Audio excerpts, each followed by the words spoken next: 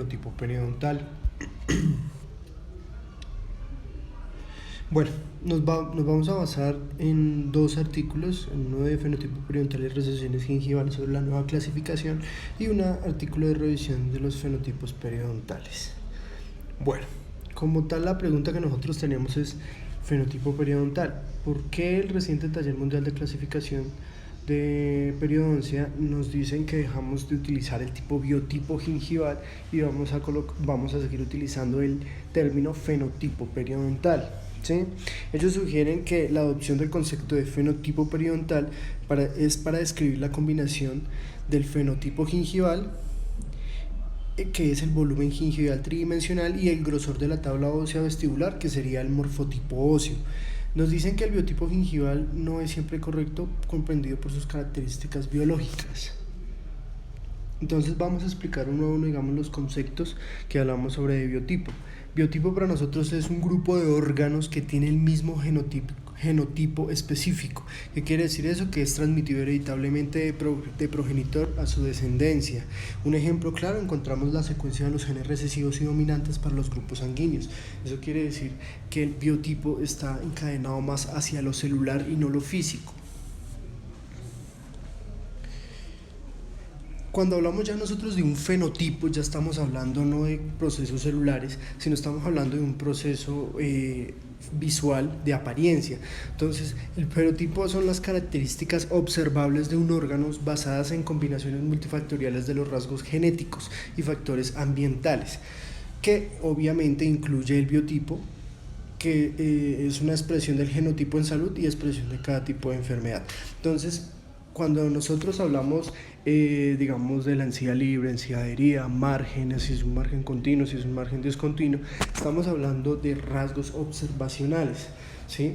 Estamos hablando si la línea mucogingival está disminuida, está aumentada, o estamos hablando si ese margen es continuo o no es continuo.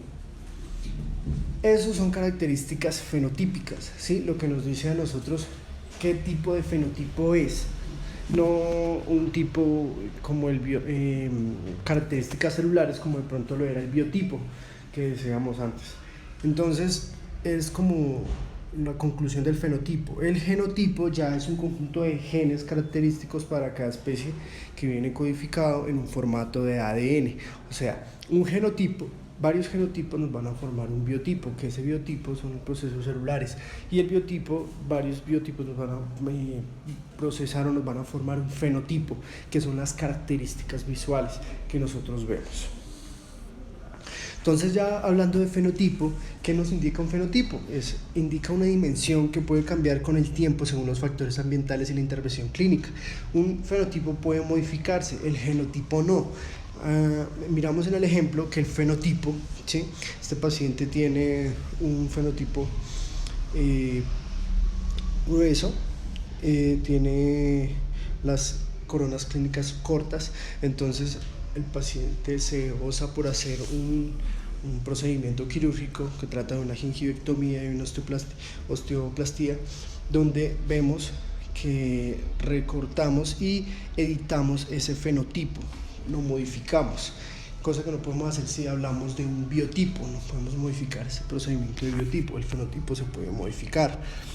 Cuando hablamos de un fenotipo periodontal, pues hablamos del grosor gingival, el ancho del tejido queratinizado y el morfotipo óseo, que ya lo habíamos dicho, es el espesor de la tabla vestibular ósea. Cuando hablamos entonces de un fenotipo delgado, pues hablamos de un compuesto por encía fina, festoneada, de apariencia delicada y translúcida, asociadas en forma de dientes cónicos y triangulares, como los vemos en la imagen. Una de las características o una de las posibles formas de evidenciar que un paciente tenga un fenotipo delgado en el área clínica es con una sonda. Cuando introducimos una sonda y el fenotipo delgado nos da menor o igual a 1 milímetro y es translúcido al tejido de la encía.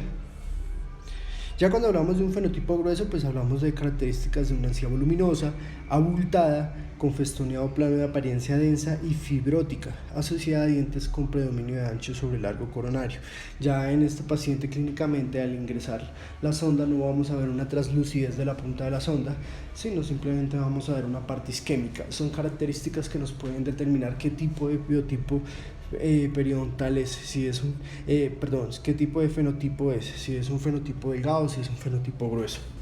Dentro, digamos que estos artículos que nos daba era como una explicación del por qué optó la nueva clasificación de periodoncia por llamar a estas características fenotipo y no biotipo, ¿sí? Otra de las conclusiones que nos decían ellos, que pues a raíz del fenotipo delgado y el fenotipo grueso existen unas conclusiones. Digamos que hay dos tipos principales de fenotipo, grueso y delgado, pero a su vez hay niveles intermedios. No se puede clasificar ni en un delgado ni en un grueso, pueden haber intermedios. Que en pacientes con fenotipos periodontales gruesos son propensos a desarrollar bolsas periodontales, mientras que en los pacientes con un fenotipo delgado desarrollan más recesiones gingivales. No quiere decir eso que el paciente con fenotipo delgado no pueda desarrollar una bolsa, sino que son como características del fenotipo delgado y el fenotipo grueso. Tanto el ancho como el grueso es de vital importancia para los tratamientos periodontales.